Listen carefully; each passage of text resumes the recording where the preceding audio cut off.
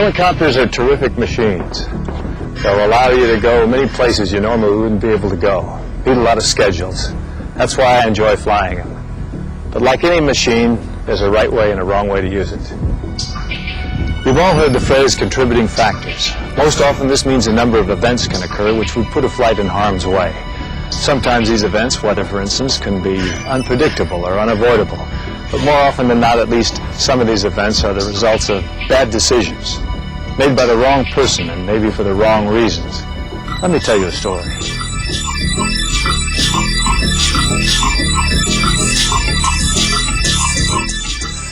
Not long ago, a corporate helicopter, very much like this one, had been scheduled for maintenance. There were no major problems, just routine items and an intermittent fuel gauge. But the company's new president wanted to use it for a survey of potential new plant sites. In his words, why have a helicopter if it's not available when you need it? The maintenance was postponed. The helicopter was assigned to fly. In the pilot's opinion, the day had started badly and was going downhill fast. He had a difficult flight yesterday and was tired. Now today's unexpected flight, complete with an unreliable fuel gauge, passengers who were already 45 minutes late, and a forecast of deteriorating weather later in the day.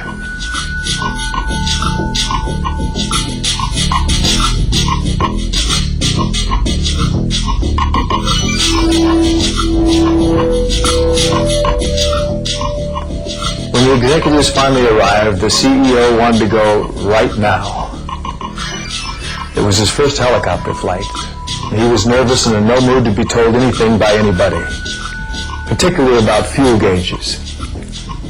He summed it up as, we either have fuel or we don't. If we don't, get some. We are behind schedule. Things didn't improve when the pilot discovered he was expected to fly to the locations to be surveyed from descriptions in an engineering report and a local road map, neither of which bore any resemblance to his aeronautical charts.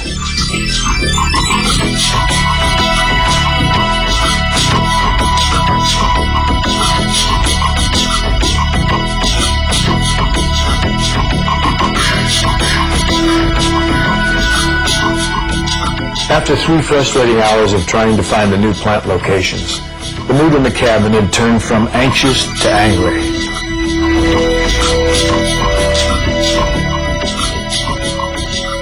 As predicted, the weather had started to deteriorate. Fog and rain were moving into the area, and things reached a peak when the pilot was unable to communicate with the company dispatcher. That was that. The CEO was quite clear. The locations are no damn good, helicopters are no damn good, and you people have cost me a whole day. Forget about going back to headquarters. Take me to our Glendale assembly plant now. Since Glendale was located in the general direction of the worsening weather, the pilot would have normally suggested diverting to an alternate landing site. But from the tone of the CEO's comments, he suspected that would not be acceptable. So the subject of a different destination was never broached. Besides, he had his hands full trying to figure out exactly how to get to the assembly plant. And with the unexpected diversion, fuel was beginning to be a concern.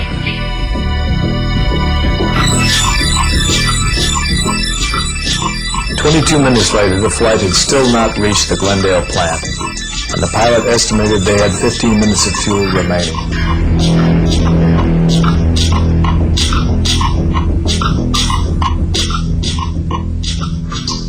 Ten minutes later, air traffic control received this message.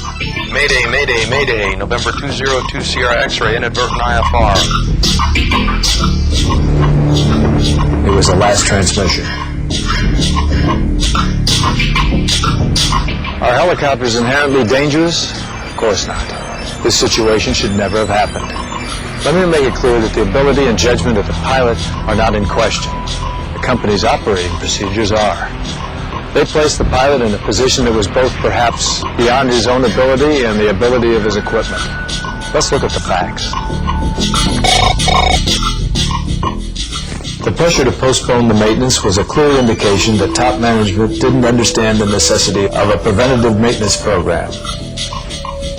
In the wrong environment, a question or a suggestion by a corporate executive can become an order by the time it reaches the person who is most affected by it. An environment that a safety-motivated manager would never have allowed to exist. It is also important that managers understand that they must delegate the authority to make safety-related decisions to professional pilots. In other words, they must empower pilots to make all decisions that could affect the safety of a flight. In this case, since there was no company policy that made this clear, 5 mistakes were made. First, the pilot was briefed on their original destination from material not intended to be used for navigation. If he'd been notified in advance, a proper flight plan could have been prepared. A mistake that became even more significant when the CEO ordered the unexpected en route diversion to the Glendale assembly plant. Second, the go determination may or may not have been a mistake. However, when it became a management decision, the pilot was pushed to take off with a fuel gauge he wasn't certain he could depend on.